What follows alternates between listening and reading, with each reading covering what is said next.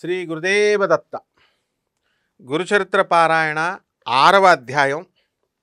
మాకు ఈ జ్ఞానభిక్షను పెట్టి చిన్నప్పటి నుంచి కూడా మరి ఆధ్యాత్మిక మార్గంలో మమ్మల్ని తీర్చిదిద్దినటువంటి మా పూజ్య గురుదేవులు పరమ పూజ్య శ్రీ సుందర చైతన్య స్వామి వారి యొక్క పాదపద్మాలకు నమస్కారంతో ఈ యొక్క గురుచరిత్ర 6వ అధ్యాయాన్ని ప్రారంభిస్తున్నాం. అప్పుడు నామధారకుడు అడుగుతాడు, స్వామి దేవుడు 2 రూపాయలు ఎత్తారన్నది కదా గురువుగారులు, ఆ 2 అవతారాలు ఏంటి స్వామి? రాముడు కృష్ణుడు దశావతారాలు, విష్ణుమూర్తి ఎత్తాడు, అది బాగానే ఉంది. తర్వాత 2 అవతారాలు ఎత్తాడన్నా ఇప్పుడు కలియుగంలో ఎవరు స్వామి అని అడుగుతాడు. మహానుభావ, భగవంతుడు కలియుగంలో కూడా ఎత్తాడన్నావు, అవన్నీ అక్కడ వేరే వేరే యుగాల్లో ఎత్తారు, కానీ కలియుగంలో 2 సార్లు అవతరించారన్నారు కదా మీరు, వాటిని వివరించండి అని అడిగితే అతని శ్రద్ధాభక్తులకి ఎంతో సంతోషపడి సిద్ధుడు చెప్తున్నాడు, మంచిది నాయన, ఆ కథలు వినడం వల్ల నీకెంత లాభమో నాకు కూడా అంతే లాభం ఉంటుంది, కాబట్టి నేను చెప్తాను, నాకు కూడా పుణ్యం వస్తుంది నాయన అంటాడు. ధర్మాన్ని ధర్మాత్మల్ని రక్షించి దుష్టుల యొక్క దౌష్ట్యాన్ని, చెడ్డవాళ్ళని దౌష్ట్యాన్ని రూపుమాపడానికే భగవంతుడు తన లీల చేత మానవ రూపంలో అవతరిస్తూ ఉంటాడు. ఎప్పుడైనా సరే అంతే కదండి, రాముడైనా కృష్ణుడైనా ఎవరైనా ఎత్తితే దుష్ట శిక్షణ శిష్ట రక్షణ చేస్తాడు. ఈ కలియుగంలో కూడా అలాగే ఇప్పుడు మనం కూర్చున్నటువంటి గంధర్వపురం ఉంది కదా, అంటే గణగపురం, దానికి తూర్పు దిక్కుగా దూరంగా పవిత్ర గోదావరి సమీపంలో ఒక ఊరుందండి, దాని పేరు పిఠాపురం. ఆ పిఠాపురం అనేటటువంటి అగ్రహారములో ఆయన అవతరించారు. పిఠాపురంలో దంపతులు ఉండేవారండి, అప్పలరాజు శర్మ అని సుమతి అని 2 పుణ్య దంపతులు ఉన్నారు. వాడు బ్రాహ్మలు, ఆపస్తంభన శాఖకి చెందినటువంటి వాళ్ళు, దత్త భక్తులు. వారికి ఎందరో పిల్లలు పుట్టారు, కానీ అందరూ చచ్చిపోయారు, కానీ 2 మాత్రమే బ్రతుకున్నారు. వారిలో ఒకళ్ళు కుంటివాడు, మరొకడు గుడ్డివాడు. ఆ తర్వాత కూడా 2 పిల్లలు పుట్టి చనిపోయారు. వీళ్ళిద్దరే మిగిలారండి, కుట్టోడు గుడ్డోడు, మిగతా వాళ్ళంతా కూడా చనిపోయారు. రోజు భిక్ష కోసం వచ్చేటటువంటి వారిని వీళ్ళు దత్తస్వరూపాలుగా భావించి వారు ఏం చేసేవారు, ఈ దంపతులు వారు భిక్షనిచ్చేవారు రోజు. ఒకరోజు అమావాస్య అండి, అమావాస్య రోజున పితృ కార్యాలు చేస్తారు కదా, ఒక అమావాస్య రోజున వారి ఇంట్లో బ్రాహ్మణులందరినీ కూడా పిలిచి శ్రాద్ధకర్మ ప్రారంభించారు. శ్రాద్ధకర్మ ప్రారంభించినప్పుడు నియమం ఏంటంటే, లోపల ఎవరికైతే పితృదేవతలకి మధ్యాహ్నం మనం శ్రాద్ధం పెడతాం కదా, భోజనం, అది పెట్టేటప్పుడు బ్రాహ్మణులు భోజనం చేసిన తర్వాతే ఎవరైనా దానం కోసం వచ్చిన వాళ్ళకి ఇవ్వాలి, భిక్ష కోసం వచ్చిన వాళ్ళకి ఇవ్వకుండా బ్రాహ్మణులు భోజనం చేయకుండా ముందు దానం చేయకూడదు. మరి ఒక అమావాస్య రోజున వారింట్లో బ్రాహ్మణులకు పిలిచి శ్రాద్ధకర్మ ప్రారంభించారు. అలాంటి రోజున బ్రాహ్మణ భోక్తలు భోజనం చేయకముందు మరెవ్వరూ కూడా, భోక్తలుగా పిలిచినప్పుడు బ్రహ్మ విష్ణు మహేశ్వరులుగా పిలుస్తాం కదా, వాళ్ళు చేయకముందు మరెవ్వరూ కూడా భోజనం చేయకూడదని శాస్త్రం అన్నమాట. కానీ ఆ రోజు ఏం జరిగిందండి, బ్రాహ్మణులకు భోజనం వడ్డించక ముందే వారింటికి దండకమండలాలు పట్టుకుని ఒక సన్యాసి వచ్చాడండి, భిక్ష కోరాడు. భిక్షాందేహి మాత అన్నాడు. అనగానే శ్రాద్ధ కలాపంలో ఈ పనుల్లో నిమగ్నమైపోయినటువంటి ఇంటి యజమాని ఉన్నాడు కదా, ఆయనకి సంగతి తెలియదు. మరి భార్య సుమతి ఉంది కదా, ఈమె ఏం చేసింది, ఆ వచ్చినటువంటి సంయమీంద్రుడు అంటే ఆ సన్యాసి శ్రాద్ధభోక్త అయినటువంటి పరమేశ్వరుడితో సమానం అని చెప్పేసి తమ కులదైవమైనటువంటి, కులదైవాలు ఉంటారు, దత్తాత్రేయ స్వామి వారే వచ్చారేమో అనుకొని విశ్వసించి ఆయనకు భిక్ష ఇచ్చేసింది. ఇవ్వకూడదు అసలు. ఆమె భక్తి విశ్వాసాలకి సంప్రీతి అయినటువంటి ఆ యతీంద్రుడు, ఆ ఋషి ఏం చేశాడు, ఆ సన్యాసి యథార్థమైనటువంటి దత్తాత్రేయ స్వరూపంలో దర్శనమిచ్చాడు. ఆయన దత్తాత్రేయుడు కాబట్టి దత్తాత్రేయ స్వామి రూపంలో దర్శనమిచ్చాడు. సంతోషపడిపోయిందండి ఈమె. నామధారక, అప్పటి ఆ స్వామిని చూడడానికి 1000 కళ్ళు సరిపోవు. ఇప్పుడు మనందరం చూడండి, నాకు కనబడ్డాడు దేవుడు, అమ్మవారు నాకు కనబడింది, అమ్మవారు నన్ను లేపుతుంది, అమ్మవారు నాలోనే అయిపోయింది, నాకు ఆత్మలు కనబడుతున్నాయి, దేవుడు కనబడుతున్నాయి అంట, అంత అబద్ధాలన్నమాట. భగవంతుడు అనేటటువంటి వాడు అసలు కనబడితే 1000 కళ్ళు సరిపోవు. ఇలాంటి వాళ్ళకి కనబడరు కలియుగంలో మనకెవరికి కూడా. దేవుడు కనబడ్డాలు, వినబడ్డాలు, పూనకాలు రావడాలు ఇలాంటివి ఏమి ఉండవు. ఆ జగద్గురువు అయినటువంటి దత్తాత్రేయ స్వామి వారి అనుగ్రహంతో ఆయనంతగా ఆయన రావాలి. సో ఆయనకు 1000 కన్నులు కనబడవు. వర్ణించడానికి ఎన్ని వేల నాలుకలైనా సరే సరిపోవండి. ఇప్పుడు మీకు ఒకటి చెప్తాను చూడండి, బ్రహ్మ విడిగా ఉంటే వేదాలు వచ్చేసినాయి, కీర్తించేసినాయి బ్రహ్మని, మురిసిపోయాడు బ్రహ్మ. విష్ణుమూర్తి వచ్చాడు, విష్ణుమూర్తిని కీర్తించగలిగినాయి. శివుడు ఉన్నాడు ఒంటరిగా, శివుడిని కీర్తించినాయి. ఈ ముగ్గురిని విడివిడిగా కీర్తించగలిగినాయి, కానీ ముగ్గురు కలిసి ఒక రూపం ఎత్తారు, ఆయనే దత్తాత్రేయుడు. వేదాలు కీర్తిద్దామని ట్రై చేసినాయి, మౌనమైపోయినాయి కీర్తించలేక. అంటే దత్తాత్రేయుడు ముందు వేదాలు కూడా మౌనమైపోయినాయి. స్తుతించడానికి మాటలు రావు, కళ్ళు సరిపోవు చూడ్డానికి, మనసుకి ఊహకు అందడాయన. ఎన్ని నాలుకలు, లక్షల కోట్ల నాలుకలు పెట్టుకున్నా కూడా మనకి సరిపోదు. మరి 2 చేతుల్లో శంఖచక్రాలు పట్టుకున్నాడు, 2 చేతుల్లో డమరుత్రిశూలాలు పట్టుకున్నాడు. మిగిలిన 2 చేతుల్లో ఏం పట్టుకున్నాడు? జపమాల కమండలాలను పట్టుకున్నాడు. 6 చేతులతో 3 ముఖాలతో స్వామి వెలిగిపోతున్నాడు. వెండి కొండలాంటి తెల్లని శరీరకాంతి, శివుడు కదా ఆయన. అందుకని ఆయన మూర్తి భవించినటువంటి శుద్ధత్వమా ఇది? ప్యూరిటీయా ఇది? ప్యూరిటీయా అని చెప్పి టోటల్ అబ్జల్యూట్ ప్యూరిటీ ఎలా ఉంటుందో అలా ఉన్నాడు అన్నట్లు ప్రకాశిస్తున్నాడు. ప్రపంచంలో ఉన్నటువంటి దీనులందరినీ కూడా ఉద్ధరించడానికి 6 చేతులు సరిపోక అనేకమైనటువంటి చేతులు, బాహువులు అయినటువంటి బాహువులే ఆయన శిరస్సు నుంచి వచ్చాయా అన్నట్లు ఆయన జటాజోటం నుంచి ఇలా జుట్టు పాయలుగా వేలాడుతుంది, చేతుల కింద కనబడుతున్నాయి అన్నమాట. అంటే భక్తులను ఉద్ధరించడానికి, చెయ్యూతనివ్వడానికి. ఇవి కూడా జుట్టు కూడా ఇన్ని చేతులా అన్నట్టుగా ఉన్నాయి. తర్వాత ఆ తల్లి సుమతీదేవి తన జన్మ సార్థకమయ్యేలాగా ఆ అమృతమూర్తిని వడలల్లా కళ్ళు చేసుకొని ఆ కన్నులతోనే పానం చూస్తోంది అన్నమాట చక్కగా వాళ్ళ అమ్మ సుమతీదేవి. అప్పుడు ఆ కరుణామయుడైనటువంటి ఆ యొక్క స్వామి మరి ఏమన్నాడు? తల్లి, అచంచలమైనటువంటి నీ యొక్క విశ్వాసానికి సంప్రీతుడినయ్యాను. దానం ఇచ్చిందండి, ఆయనేమో దర్శనం ఇచ్చాడు. ఆ దర్శనాన్ని తట్టుకోలేకపోయింది ఆమె ఆనందంలో. చూసి అచంచలమైనటువంటి నీ నమ్మకం ముందు నేను సంప్రీతుడినయ్యాను. శ్రాద్ధ బ్రాహ్మణులు భోజనం చేయకముందే నేను పరమేశ్వరుని అనేటటువంటి విశ్వాసంతో నాకు భోజనం పెట్టావు. నీ కోరిక ఏంటో చెప్పు, నేను నీకు తప్పకుండా తీరుస్తాను అన్నాడు.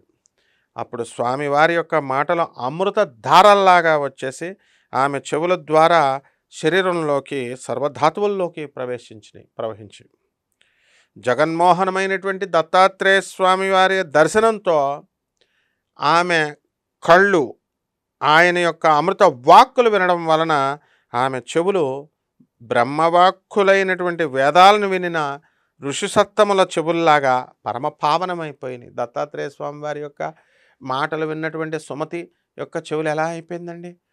మనం వేదాలు వింటే ఋషులందరూ కూడా పవిత్రులైపోతారు, ఆ విధంగా అయిపోయిందనమాట. ఆమె కృతజ్ఞతతో ఏముంది? పరమాత్మ యోగులను కూడా ముగ్ధుల్ని చేసేలాగా దర్శనమిచ్చావు. అంతేకాక నా చేతి అన్నాన్ని స్వీకరించావు. ఇంతకంటే నాకు ఇంకేం కావాలి స్వామి అదృష్టం అని నేను ధన్యురాలని అయిపోయాను. ఈనాటి శ్రాద్ధ దేవతలైనటువంటి మా పితృదేవతలు కూడా ధన్యులైపోయారు. నువ్వు భక్తుల కోరికలను తీర్చేటటువంటి కల్పవృక్షానివి. నీవు నన్ను తల్లి అని సంబోధించావు. కాబట్టి నేను ప్రత్యేకంగా నిన్ను వరమడగాల్సినటువంటి పని లేదు. నీవిచ్చిన మాటను నిలుపుకుంటే చాలు అంది. అంటే ఆమె భక్తి శ్రద్ధ 2 ఉన్నాయి కదండి. దానివల్ల లోపలికి ఆమెకు జాగృతమైపోయింది. ఇప్పుడు అందరూ చూడండి, నాకు మూలాధార చక్రం జాగృతమైపోయింది, మణిపూరక చక్రం చక్రమైంది, ఆజ్ఞాచక్రం జాగృతమైపోతుంది. ఇవన్నీ అబద్ధాలు, ఎవరికి అవ్వవు అనమాట. కానీ ఈమెకు మాత్రము భక్తి శ్రద్ధల వల్ల జాగృతమైనటువంటి ఆమె బుద్ధిశక్తికి ఆశ్చర్యపోయాడనమాట దత్తాత్రేయ స్వామి వారు. ఇది వరకు అత్రి మహర్షి అడిగినట్లే ఈమె కూడా లోకానుగ్రహం కోసం కోరుతోంది అని అనుకుని అప్పుడు ఆయన ఏమన్నాడు? అమ్మా, నాతో సమానుడైనటువంటి పుత్రుడు నీకు జన్మిస్తాడు, కానీ నువ్వు పుత్ర వ్యామోహంతో అతని మాటకు ఎదురు చెప్పకూడదు. మరి అతని మాటలు పట్టించుకోకుండా నువ్వు చెప్పినట్లే అతడు చేయాలని నిర్బంధించకూడదు. నాతో సమానమైన కొడుకు పుడతాడంటాడు, అతను చెప్పిందే అక్షరాల అమలు జరపాలి. ఆయన ఏది చెప్తే నువ్వు అది వినాలమ్మా, మరి అలా వింటేనే పుట్టిస్తానంటాడు. ఆ దర్శనంతో మరింత నిశితమైనటువంటి, ఇప్పుడు అసలే సాక్షాత్ దత్తాత్రేయ స్వామివారి దర్శనం అయిపోయిన తర్వాత మన మందబతులమైనటువంటి మన బుద్ధి వికసించిపోతుంది. బ్రహ్మాండమైన తెలివితేటలు వచ్చేస్తాయి. ఈమెకి ఇంకా చురుకుమైనటువంటి తెలివితేటలు వచ్చినాయి. నిశితమైనటువంటి బుద్ధిశక్తి కలిగినటువంటి ఆమె ఏమంది? స్వామి, నేను మానవ మాతృరాలండి, మరి నాకు పుత్రవ్యామోహం ఉంటుంది కదా, పిల్లల మీద ప్రేమ. తల్లిని తిండి పెట్టకుండా తల్లిని బాదుతున్నటువంటి ఇప్పుడు జనం అంతా ఏం చేస్తున్నారు, తల్లి ఉమ్, ఆ పుత్ర వ్యామోహం, ఆ తల్లికి ఇంకా బుద్ధి రాదనమాట. తిండి పెట్టకపోయినా తండ్రికి కూడా తిండి పెట్టకపోయినా సరే వాళ్ళు పాపం ఈ పిల్లల్ని ఇంకా మా పిల్లలు మా పిల్లలు అంటూ బాగుండాలని కోరుకుంటారు. మరి అలా అది సహజం కదా స్వామి, నాకు పుత్ర వ్యామోహం కలగడం సహజం. అది లేక మాతృవాంఛ పరిపూర్ణం ఎలా అవుతుంది తండ్రి? మాతృకి తల్లి ఒక కొడుకుని కన్నప్పుడు, పిల్లల్ని కన్నప్పుడు ఆ తల్లికి ఉన్న ప్రేమ ఆ కొడుకుకి అర్థం కాదనమాట. వాడికి ఒక కొడుకో వాడికి ఒక కూతురు పుట్టినప్పుడు మాత్రం అర్థం అవుతుంది. మాతృవాంఛ అనేటటువంటిది ఎప్పటికీ కూడా పూర్తి కాదు, మాతృవాంఛ పరిపూర్ణం కాదు. కాబట్టి పుత్రుడు జన్మించాక సమయం అనుకూలంగా అట్లాంటి వివేకాన్ని నువ్వే అనుగ్రహించాలి స్వామి, అలాంటి అనుగ్రహాన్ని అని ప్రార్థించింది. ఆమె సమయస్ఫూర్తికి మెచ్చి దత్తాత్రేయ స్వామి వారు నవ్వి ఆశీర్వదించి మాయమైపోయారు, అంతర్హితులయ్యారు. ఇప్పుడేం జరిగింది, సుమతీదేవికి సంతోషం ఎక్కువైపోయింది. ఆనంద పారవశ్యంతో ఇంట్లోకి వెళ్ళి పితృశ్రాద్ధాది కార్యకలాపాలను కొనసాగిస్తున్నటువంటి భర్తను పక్కకు పిలిచింది. వచ్చి, స్వామి నేను ఈనాడు ఒక అపరాధం చేశాను, తప్పు చేశాను. చేసిన అపరాధం చెప్తే దోషం పోతుందన్నారు. శ్రాద్ధ బ్రాహ్మణులు ఇంతవరకు భోజనం చేయలేదు కదా. కానీ ఇప్పుడే ఒక సన్యాసి వచ్చి భిక్షం అడిగాడు. ఆయనే యజ్ఞపతి, శ్రాద్ధఫల భోక్త అయినటువంటి దత్తాత్రేయ స్వామి అని భావించి నేను భిక్షిచ్చేశాను స్వామి. ఆయన సంతోషించి ఏం చేశాడు, తన నిజరూపమైనటువంటి దత్తాత్రేయ స్వామిగా దర్శనం నాకు ఇచ్చారు అని చెబుతుంటే ఆమె శరీరం అంతా కూడా రోమాంచితమైపోయింది, వెంట్రుకలు నెగ్గబొడిచాయి, కంఠం గద్గదమైపోయింది, కన్నులు ఆనంద బాష్పాలుగా నిండిపోయినాయి. ఆ మాటలు విన్నటువంటి రాజు శర్మ ఆమె ముఖంలో తాండవిస్తున్నటువంటి ఆనంద పారవశ్యానికి ఆశ్చర్యపోయాడు. అబ్బా, ఎప్పుడూ లేదే ఎంత ఆనందం ఏమిటి అంటే, దేవుడు కనబడితే ఆనందం రాదంటే వస్తుంది కదా. సంతోషంతో, సాధ్వి మనము బ్రాహ్మణులకు భోజనం పెట్టి ఆ శ్రాద్ధకర్మను యజ్ఞభోక్త అయిన విష్ణువుకే కదా లాస్ట్లో మనం ఇవ్వాలి, అర్పిస్తాం. అలాంటప్పుడు నీవు పెట్టిన భిక్ష సాక్షాత్తు భగవంతుడే స్వయంగా గ్రహించాడంటే అది మన మహద్భాగ్యం. అది కేవలం నీ విశ్వాసం వల్ల కలిగినటువంటి ఫలితమే. నువ్వు చేసినటువంటి మంచి పని వలన నువ్వే కాకుండా అందరం కూడా కృతార్థులమయ్యాం, ధన్యులమైపోయాం మనం. శ్రీ దత్తాత్రేయ స్వామి మధ్యాహ్న సమయంలో అనేక రూపాలలో భక్తులను ఉద్ధరించడానికి అతిథిలాగా సంచరిస్తాడని వింటాం. ప్రతిరోజు అండి మీకు తెలియకుండానే దత్తాత్రేయ స్వామి వారు మీ ఇంటికి వస్తాడు. ఆవరణలో జరిగినటువంటి లోపం వలన, ఆచరణలో మనకు జరిగినటువంటి లోపం వలన అతిథి ఆకలితో కనుక తిరిగి వెళ్ళిపోయాడు అనుకోండి, వెళ్ళిపోతే సాక్షాత్తు ఆ శ్రీహరి తిరిగి వెళ్ళిపోయినట్లు. నువ్వు చేసిన పని ఎంతో కళ్యాణకరమైంది, శుభప్రదమైంది అని చెప్పేసి మెచ్చుకున్నాడు. అప్పుడు ఆ పరమసాధ్వి తనకు స్వామి వరమిచ్చినటువంటి సంగతి అంతా కూడా వివరంగా చెప్పింది. రాజు శర్మ ఆనందమై పడిపోయి, కళ్యాణి నీవు మా వంశానికి, మన వంశానికి, ప్రపంచానికి కూడా మంగళకరమైనటువంటిది, శుభకరమైనటువంటి కోరిక కోరావు, నేను ధన్యుణ్ణి అని ఆమెను మనసారా అభినందించి మిగిలిన శ్రద్ధాకలాపాన్ని యథావిధిగా పూర్తి చేశాడనమాట. ఆయన చేసేసరికి ఏమైంది, త్వరలో ఆ సతీమ తల్లి, సుమతి తల్లికి గర్భం లభించింది. ఒక భాద్రపద శుక్ల చవితి రోజున ఉదయం శుభముహూర్తంలో కాలాతీతుడు, పుట్టుకలేనివాడు అయినటువంటి భగవంతుడికి పుట్టికిచ్చింది ఆమె ఏకంగా. దైవజ్ఞులు ఆ శిశువు యొక్క జన్మ లగ్నాన్ని చూశారు, గ్రహస్థితిని గణించి సాక్షాత్తు కల్పవృక్షమే మీ ఇంట పుట్టిందమ్మా అని చెప్పి, సాక్షాత్తు దత్తాత్రేయుల వారి అవతరించాడు అని చెప్పేసి అన్నారు. రాజు శర్మకి కలిగిన అదృష్టాన్ని పూర్వం అత్రి మహర్షికి ప్రాప్తించింది. ఆ రోజు అత్రి మహర్షికి ఎంత అదృష్టం వచ్చిందో మళ్ళీ రాజు శర్మకి అంత వచ్చింది. అప్పలరాజు శర్మకి ప్రాప్తించిన మహద్భాగ్యంతో పోల్చారు. ఆ శిశువు పాదాల్లో దివ్య చిహ్నాలు మొదలైనటువంటి శుభలక్షణాలతోనూ అప్రతిమాన తేజస్సుతో ప్రకాశిస్తూ ఉండడం వలన అతనికి శ్రీపాదుడు అని పేరు పెట్టారు. తర్వాత నామధారక, ఇది కలియుగంలో శ్రీ దత్తాత్రేయ స్వాముల వారి యొక్క మొదటి అవతారం. ఇది కలియుగంలో శ్రీపాద వల్లభుడిగా మనకి పిఠాపురంలో పుట్టాడు. పుట్టింది మొదలు ఈయన ఏం చేస్తున్నాడు, శ్రీపాద వల్లభుడు శుక్ల పక్ష చంద్రునిలాగా పెరిగి అందరికీ కూడా సంతోషాన్ని కలగజేస్తున్నాడు, ఆనందాన్ని చిందిస్తున్నాడు. ముద్దుల మాటలతో చక్కగా మూట కొడుతూ పెరిగి 8 ఏళ్ల వయసు వాడయ్యాడు. అతని ముద్దు ముచ్చట్లు తల్లిదండ్రులే కాకుండా ఆ ఊరి వారందరూ కూడా తనివి తీరా అనుభవిస్తున్నారు ముచ్చట్లు అవన్నీ కూడా.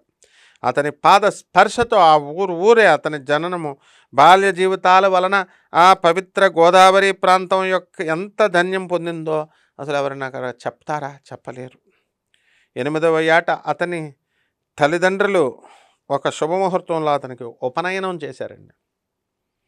సామాన్యంగా అటు తర్వాత వటువుకి తగినటువంటి గురువు వద్ద అధ్యయనం చేయిస్తే కానీ వేదం రాదు. మామూలుగా యజ్ఞోపవీతం అయిన తర్వాత గురువు దగ్గరికి పంపుతారు, చదువు చెప్పిస్తారు, అప్పుడు వస్తుంది వేద విద్య. అలాంటిది ఈయనకి ఏ గురువు దగ్గరికి వెళ్లకుండానే ఈయనకంతా కూడా.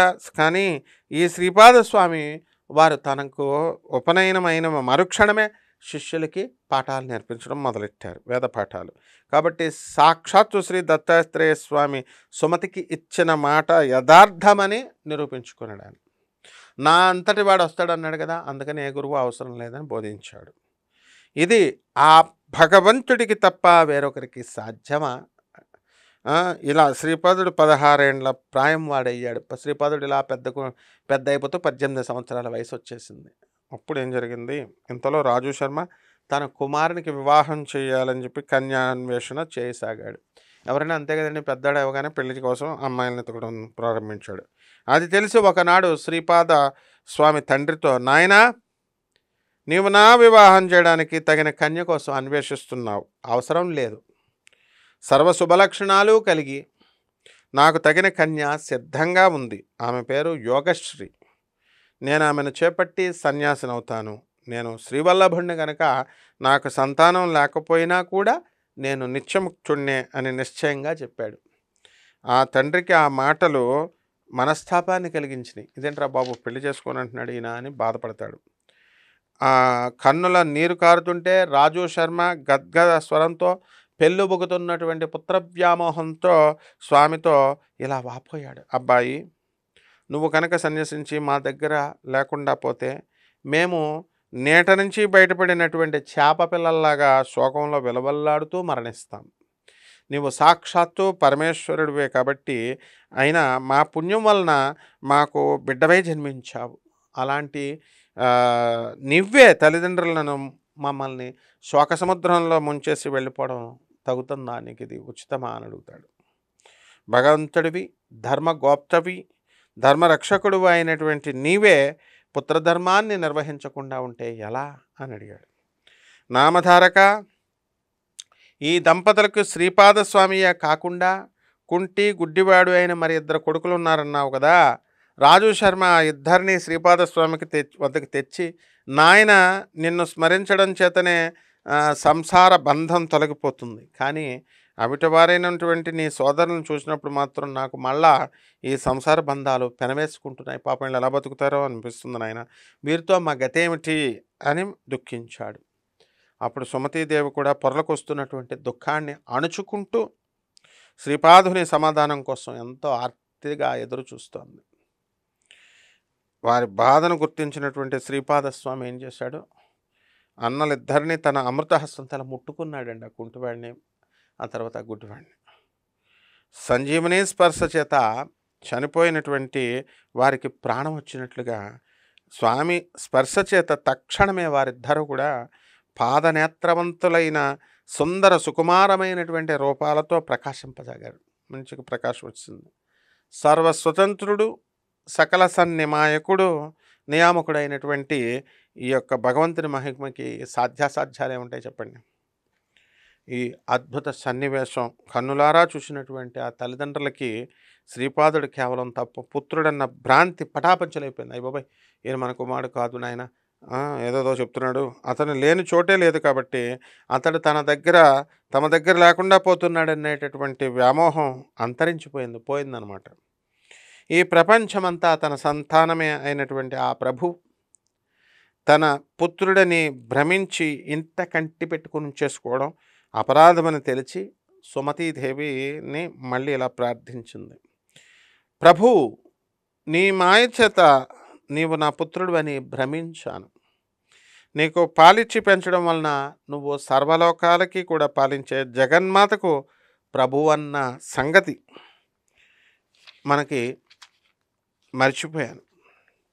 అనంతకోటి బ్రహ్మాండాలు నీయందే నిమిడమై ఉన్నాయి స్వామి, నా భ్రాంతి తొలగించు. అప్పుడు ఆయన ఏం చేశాడు, తన యథార్థ రూపాన్ని తల్లికి మరొక్కసారి దర్శింపజేశాడు. ఆ దివ్య మనోహర మంగళ సుకుమార సుందరమూర్తిని ఆమె చూస్తుండగానే సూర్యకాంతులతో, కోటి సూర్యుల కాంతితో, కోటి చంద్రుల చల్లదనంతో, చూచేవారి దేహంలోని ప్రతి అణువును కూడా అమృతంతో ముంచివేసేలాగా దర్శనమైందనమాట. అప్పుడు స్వామి అన్నాడు, అమ్మ, నువ్వు ఇప్పుడు దర్శించినటువంటి ఈ రూపాన్ని నిరంతరము ధ్యానిస్తూ ఉండు. ఇదే గుర్తుపెట్టుకో, ధ్యానిస్తూ ఉండు. త్వరలో నీవు నా ఈ అజ్ఞానాంధకారాన్ని దాటి నా సాహిత్యం పొందుతావు. నువ్వు ఈ కొడుకులిద్దరూ 100 ఏళ్ళు సుఖంగా ఉంటారు. గుడ్డివాడేమైపోయాడు, కుంటివాడేమైపోయాడు అని బాధక్కర్లేదు. 100 ఏళ్ళు సుఖంగా ఉండి చక్కగా మిమ్మల్ని భక్తితో సేవిస్తారు. వీరికి విద్య, సంపద, కొడుకులు, మనవలు అన్నీ కూడా పుష్కలంగా సమకూరుతాయి వీళ్ళకి. వీరు కూడా లోక వంధ్యులవుతారు. వీళ్ళని కూడా లోకం ప్రార్థిస్తుంది అన్నాడు. ఆ సోదరులిద్దరూ శ్రీపాద స్వామిని భక్తితో స్తుతిస్తుంటే వారితో ఆయన, మీరు తల్లిదండ్రులకు ప్రత్యక్ష దైవాలుగా భావించి తల్లిదండ్రుల్ని సేవించి తరించండి, నేను సన్యసించాలి అని చెప్పి తన తల్లి తండ్రులకు 3 సార్లు ప్రదక్షిణం చేసి వారి అనుజ్ఞ తీసుకొని వెంటనే సన్యసించి పాదచారి అయినటువంటి ద్వారక, కాశీ, బృందావనం మొదలైన క్షేత్రాలను దర్శిస్తూ ఏం చేశారు వీళ్ళు, బదరీ వెళ్ళి అటు తర్వాత గోకర్ణ క్షేత్రానికి వెళ్ళారు. అక్కడ మహాలింగేశ్వర రూపంలో సాక్షాత్తు శంకరుడే మనకి అక్కడ వెలిశాడు, నివసించాడు. ఆ లింగాన్ని ప్రతిష్ఠించిన వారు గణేశ్వరుడు. అలాగే ఆ క్షేత్రం అంతా కూడా మంచి వాళ్ళకి నెలవు. అందువలనే ఈ క్షేత్రాన్ని, సజ్జనుల్ని ఉద్ధరించడానికే శ్రీపాద స్వాముల వారు అక్కడికి వెళ్ళారు అని చెప్పేసి సిద్ధుడు నామధారకుడికి చెప్తాడు. నెక్స్ట్ అధ్యాయంలో మనం మిగతా విషయాలు తెలుసుకుందాం. శుభమస్తు.